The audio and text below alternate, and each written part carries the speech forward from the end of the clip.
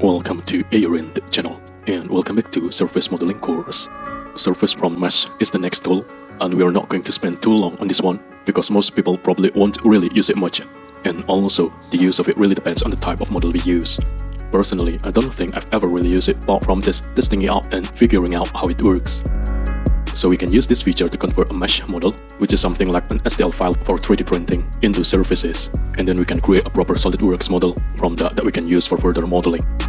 We can just follow along for the steps, and for that, first of all, let's make a measuring spoon. To begin, start a new part. The first bit of information we needed to create the spoons was the radii of the inner spoon scoop, which shape this hemisphere, so we need to create the correct volume by importing the volume of this spoon as 15 cubic millimeters, which is equal to 15 milliliters. So it gives us a radius of 19.276. So sketch onto the frontal plane. Take the line tool. Start from this axis, go out horizontally. Hover over the endpoint of the line to create an arc level with the axis like this, and join it up.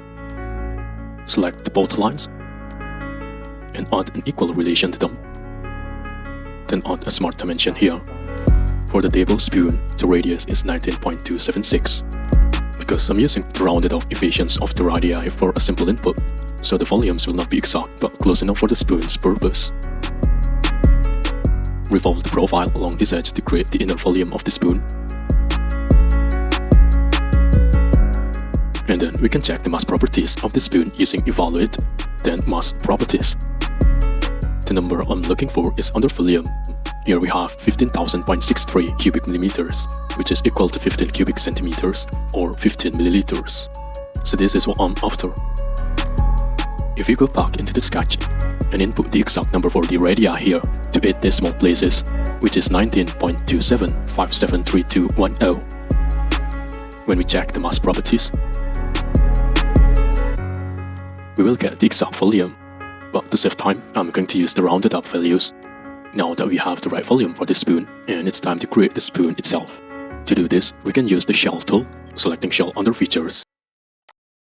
Change the shell thickness to 1 mm and select the top face of the revolve. Ensure we then check shell outward here, and OK the feature. This creates a 1 mm wall on the outside of the revolve, and the revolve body becomes the spoon's cube. For the handle, start a new sketch onto the top face of the spoon, selecting the inner edge of the spoon. Convert the entities.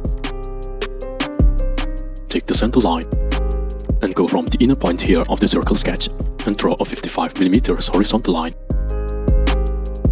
Then take the line tool and sketch from the circle edge above the line.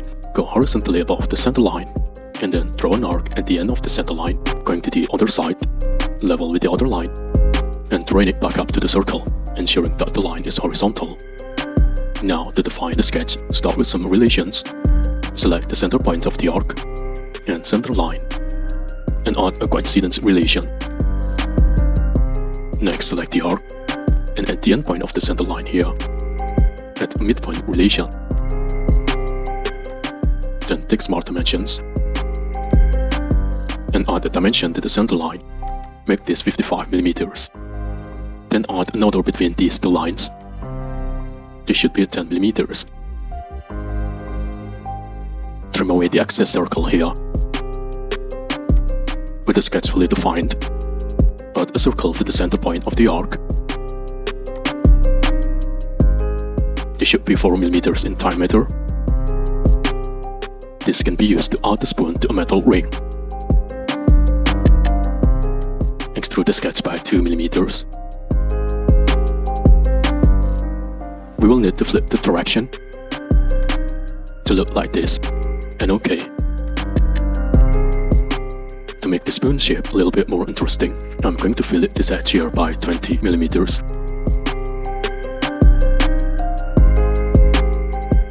And the one on the other side.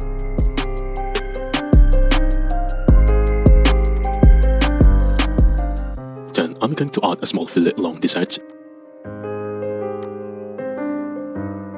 Changing the fillet dimension to 0.2 mm and selecting the edges of the hole and the bottom edge of the handle.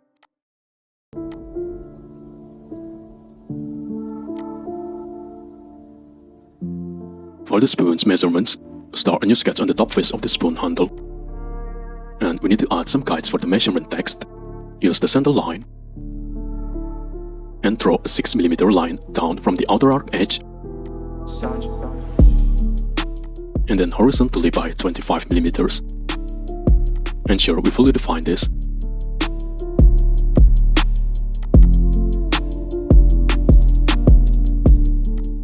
Select the text tool. I need to select the guide curve. I need to guide curves for my text. Select this line. Then in the text box, type in 1 tablespoon or 1 TBS. Leave 3 spaces and then type in 15 milliliters. Right now the text is in the wrong place, so use these icons to flip the text above the line and backwards like this. To change the font size, untick Use Document Font, then select Font. Here we can change the font style, and height. For this I'm changing the height to 2mm and making the font bold. The only issue I have now that the text is not centered to the line. To fix this, we can add spaces to the end of the text in the text box. Here I've added 7 spaces to center my text where I want it. Use Cut Extrude to cut the sketch by 0.2mm into the spoon handle.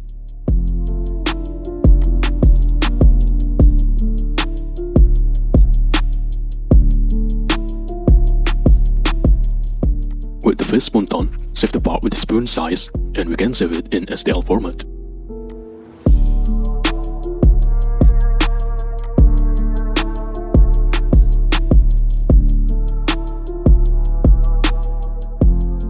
To get started, let's import this example file, STL file, and it's a little measuring spoon.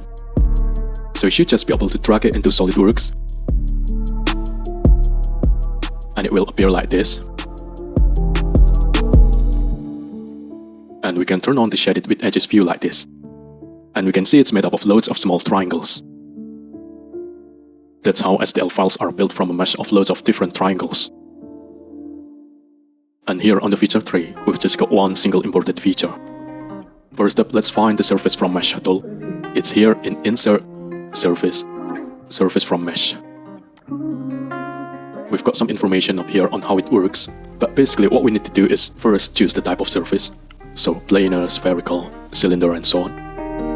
And we can see as we hover over the different options, if we've got the dynamic help on, it will give us a bit more information on how everything works.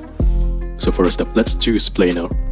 And this will let us select various flat surfaces. So we need to zoom in and choose some flat planar surfaces. For example, we can select this one. We can select all of them if we need to.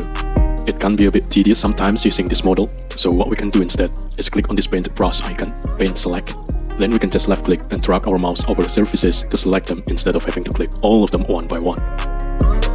And now it's just a case of selecting the surfaces that we want to convert. And a little quirk of the tool is that before we use the paint brush select, we actually have to click on the face directly. So we need to make sure that we have a face in that selection box on the left before we use the paint brush tool, otherwise it won't work properly. We also don't always have to select the whole set of faces, especially if it's a planar surface. So we've got a few of those top planar surfaces already selected. Let's press OK. And it's kind of hard to see, but we have added a new surface there. We are still in the tool, but if we exit it, we can now see we've got a new surface body in the surface bodies folder. And if I hide the original body by expanding this folder and pressing hide, we can see that new surface that we added on the top, and it follows the whole shape of the top of the spoon, even though we didn't select every single face on there. We can also extend the surface when we are creating it. So for example, if I edit the surface that we made here, and then we can extend it here by a certain amount, we can see in the preview that it's changing.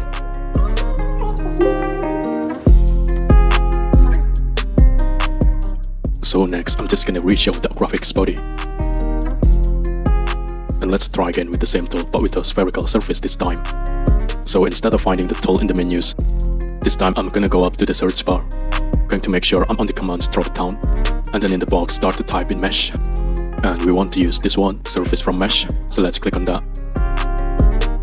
For the mesh type, let's choose spherical.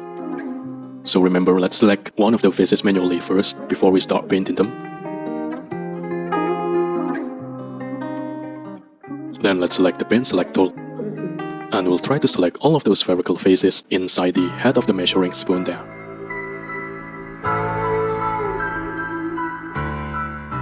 Sometimes it can be easier if we zoom out and just paint the whole area like this. If we accidentally got some areas we don't want, we can hold down the Alt key, and then when we paint over those, it will remove that selection.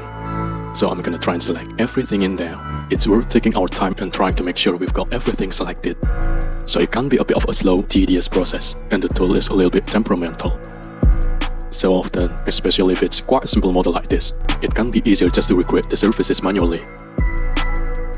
So for example, for this curveball, we could use something like a revolve of the surface, and then just revolve it 180 degrees.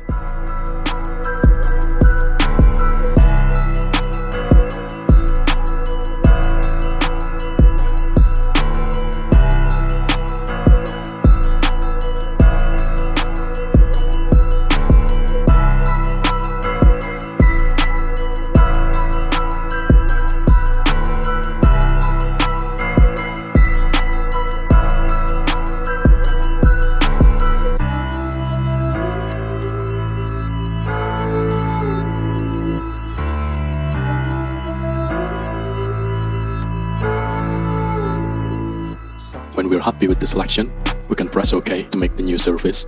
If we find we press OK and we get an error, we can try adjusting the facet tolerance.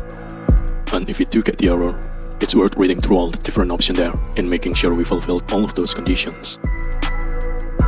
And we did get an error, so I'm gonna reduce the facet tolerance a little bit and then try again, press OK. And that did seem to work. And if we expand the second feature tree, we can see we do now have a second surface in there. So another surface was created. So I'm going to close that tool and hide the original body.